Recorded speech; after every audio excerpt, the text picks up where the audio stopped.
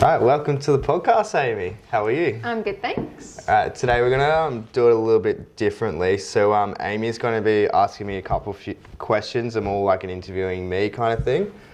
So Amy, we've been family friends since you're 6 roughly? Probably. Yeah, something like that. So I think I was like 8 or yeah, something like that. So A long time. Yeah, so you're best friends with my sister back then, still are now. Yes.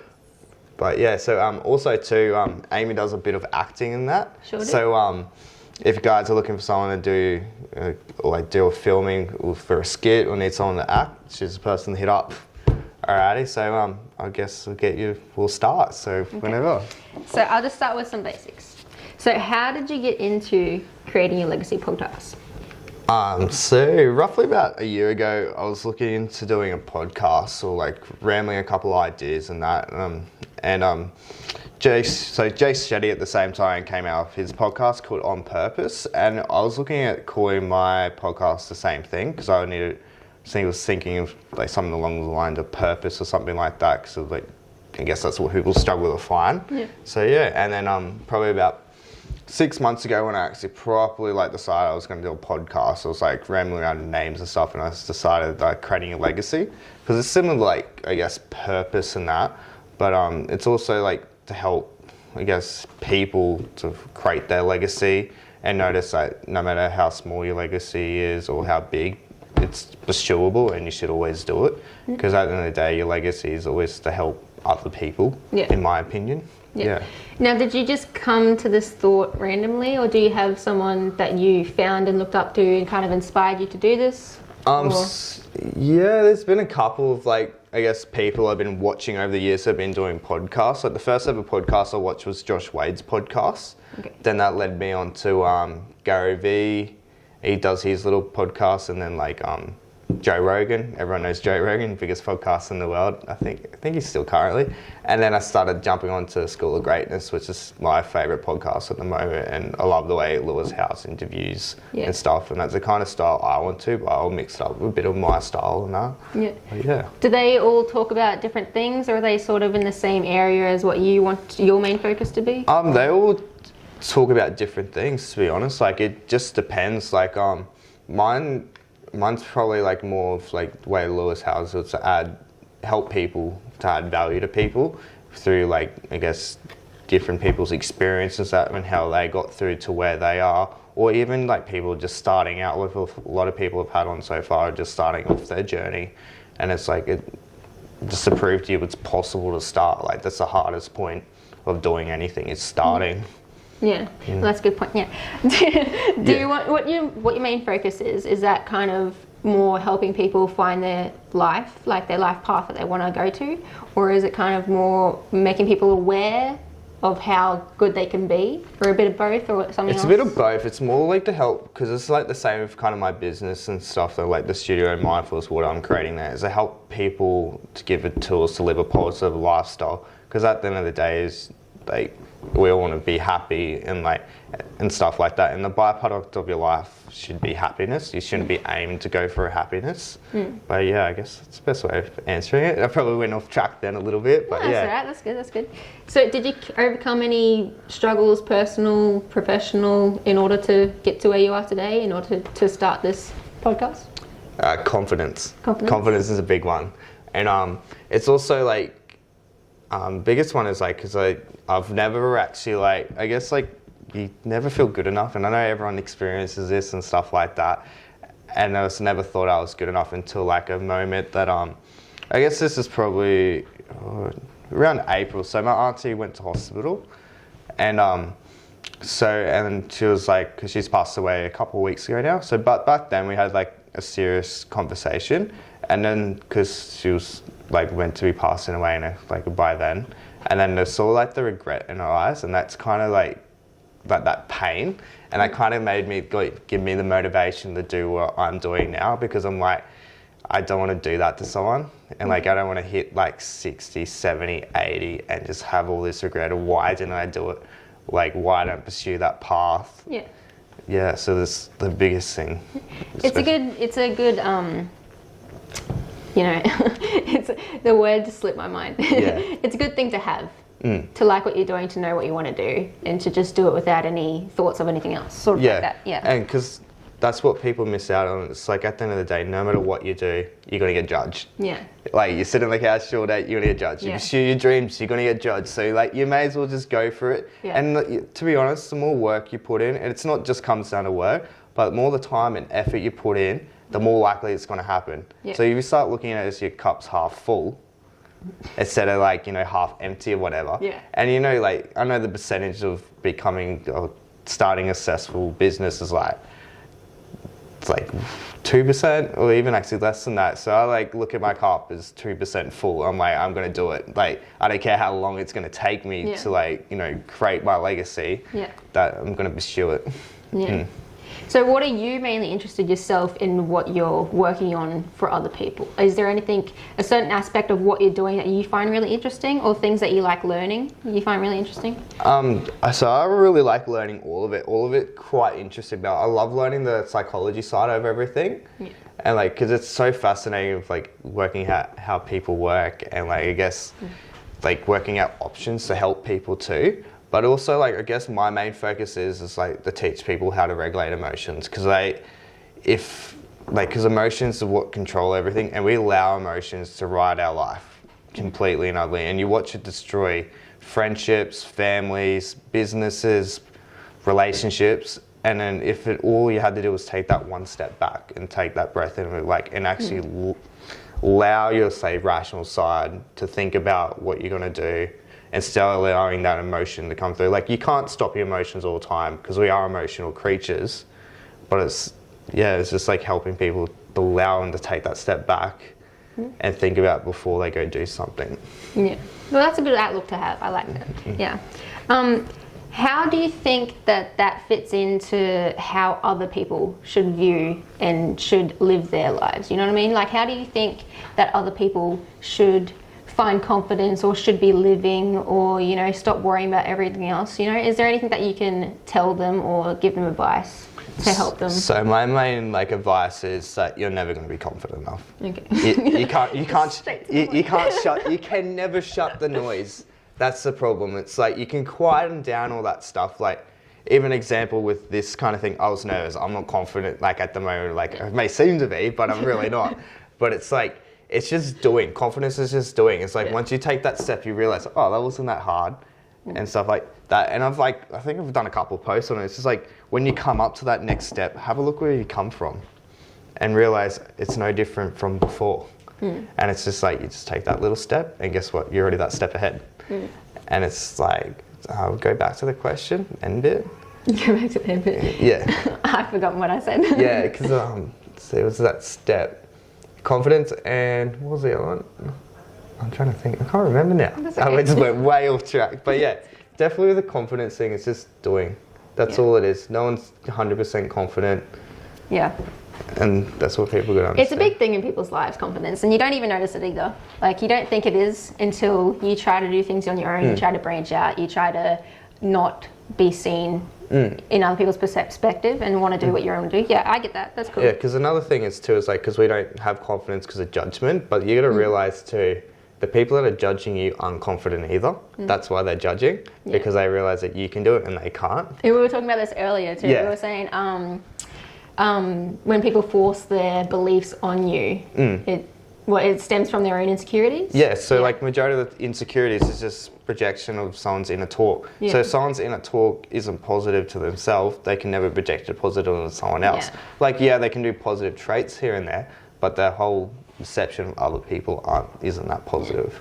And it's better to just be open-minded anyway, instead of trying to force people into doing things that they don't want to. It's always better to have an adaptable mind. You definitely have to always got to be open-minded, and at the end of the day, you're always going to judge. Yeah. But you can learn to quiet that side down too. Yeah. It's like realizing when that judgment comes through, or just, don't act on it, don't say it, replace it with a positive thought about that person. Like, think of the person you hate the most and think, what's the positive trait about them? Even though it's hard to do. But some people might not be able to do that. Yeah, but like, you eventually, over time, you get the, you get the practice, and eventually you can start thinking positively.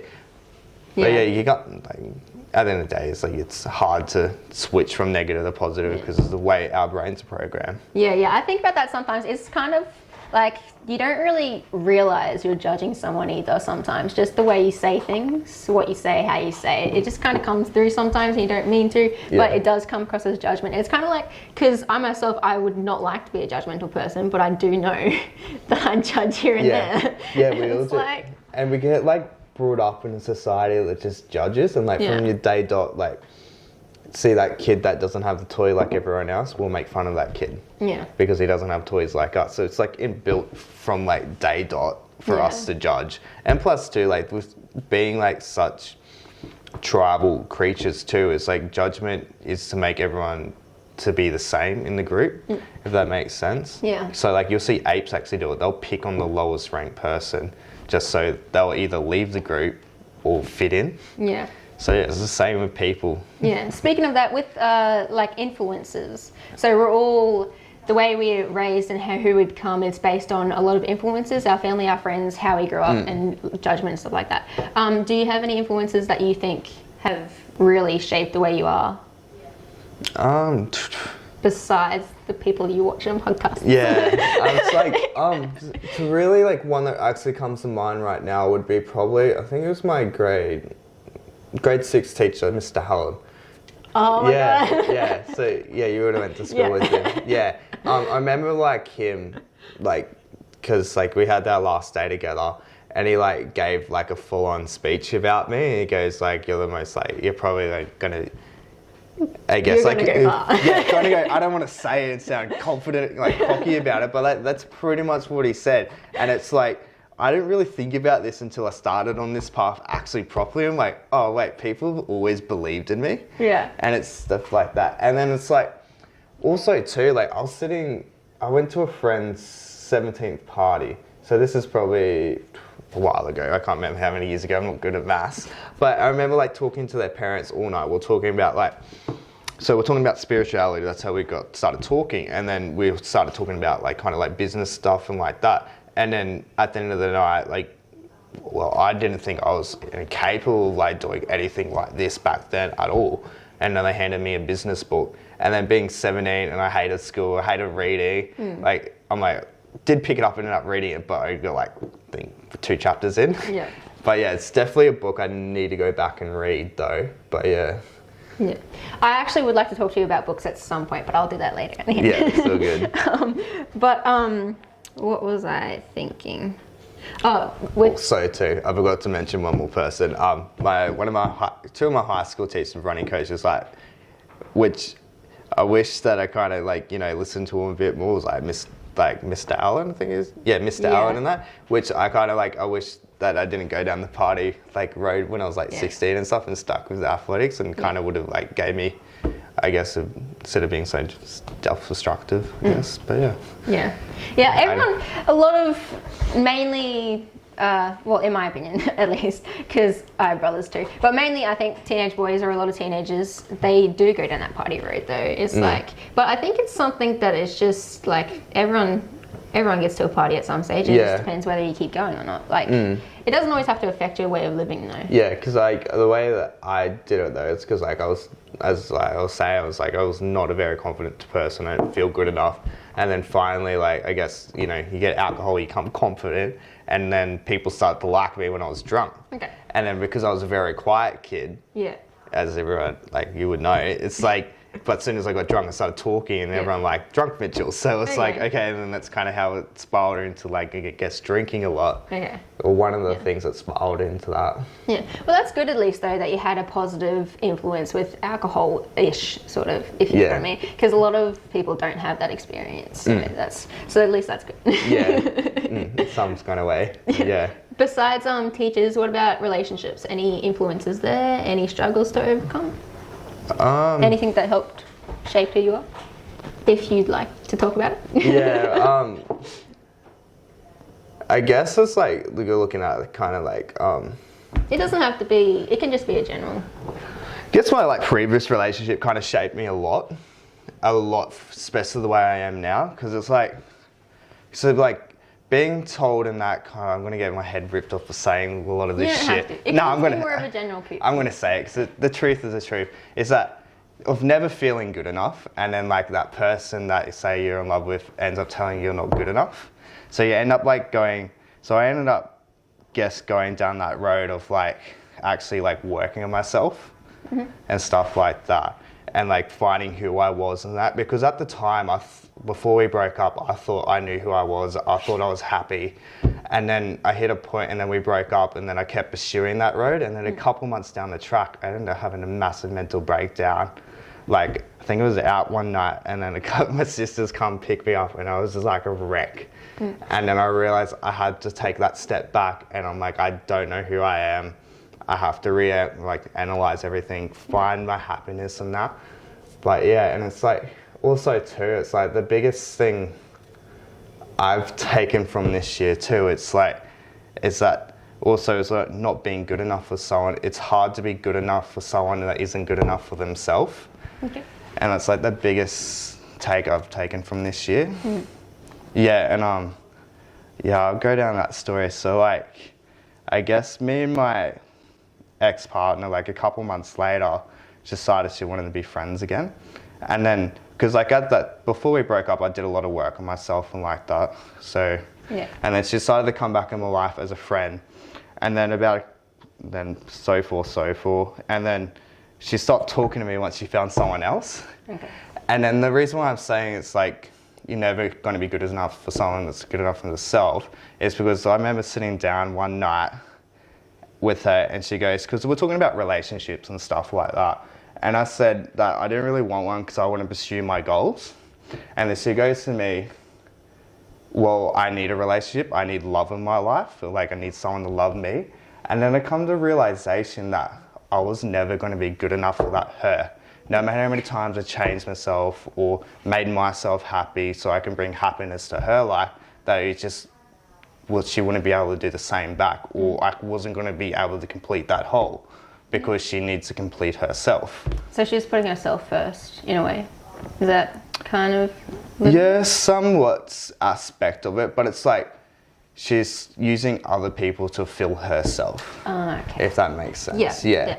So a bit of a ramble, that was really hard to get out. Okay, but so I'm following with you. Yeah. So in order for herself to get happy, she had to feed off other people's happiness, like about her. Yeah, because I've noticed that she always had to be around people and stuff like that. I know she's done a lot of work and stuff like does spend a lot of time by herself now. Actually, I'm not too sure about that, but it's like looking back at it now, it's like I wasn't able to complete that whole because she couldn't complete it herself. And it's the same with me too. And that's why I always say you got to be happy with yourself before you can be happy with someone else. Yeah, and that's why love should always be a bonus. Someone else's love should be always a bonus to you, because self-love starts with you. Yeah. Or love starts with you. That's the right word. It's a really good thing to understand. It's a really good thing to find, because there's people who haven't found it yet, and they can't change now. You know, like it's really good how enlightened you are about everything in the world. You know, with the world point of views, the relationship point of views, and stuff like that. About making yourself happy first before you can make someone else happy, because that's not only fair to you, but it's fair to them as well. It's because at the end of the day, I'm not going to be projecting all my insecurities onto them. Yeah. Which that destroys relationships. Yeah. And that's why I guess that I haven't at the moment. Like, I'm extremely happy where I am and who I am at the moment. Yeah. But I guess for the last say whatever, so that's why I haven't really looked into a relationship yet. It's because it's like I need to work on me, make sure I'm completely right, or to an extent that I'm not going to bring that other person down with me, that I'm going to help to build them up.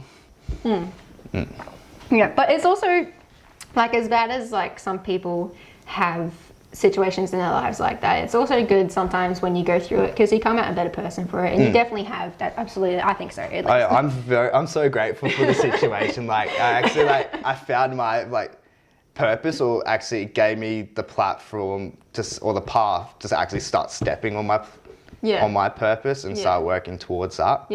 Yeah, you always have to make big leaps to get out of the pond. It's always, you always got to face something, and it's always good to do it as well. Yeah, because it makes you so much better for it. It's one of the most important things in life, actually, I reckon. Yeah, to take that step out and you know, out of your comfort zone, or like especially even like just after, it's like my example, after that breakup, my best advice is spend time by yourself, work out who you are, work out your values. Because at the end of the day, is by the time that so back what we were saying before it cut out. So the other book I was talking about is the Code of Extraordinary Minds. Like that's a really just good book, just generally to expand and think outside of the rat race or the culture that we live in. It's like trying to teach yourself to think outside of the box. And it gives you a couple of mind hacks and stuff like that too, which was a very good book. And I guess another really big book is Lost Connections. So it teaches you a lot about depression and the real causes of depression, and like I guess the best antidepressants. Like that was a super impactful book on me. But also like another really good book was that impacted me was 12 Steps of Recovery by Russell Brand. Just like, especially when I was going through like that bad stage of like alcohol and stuff like that, it's like, and it just helped a lot. Yeah. Like, guess figure out a lot of my insecurities too, because like it makes you write out all the little things. So like that, for example, one dude that beat you in a race in grade 1. That how that made you feel, and that's why that could trigger addiction actually. It's funny enough, but It sounds good, getting back to the roots of how you felt that way and why you're feeling it and everything like that. And I think that's what we all should do, especially like when you come into a young adult, is go back to your childhood roots and find out what's triggering what, because you'd be surprised how little the things that trigger you or that triggered that behavior or kind of like that. That was my last question, by the way. So yeah, that's it. That's it. Right, That's too easy. Cheers for watching, guys, or listening. Make sure if you do need someone to do a skit or acting, hit Amy up, and also too, make sure you like, subscribe, comment, tell me what you think if you don't like it, all the rest of it. But yeah, cheers, guys. Thank you. Bye. Bye.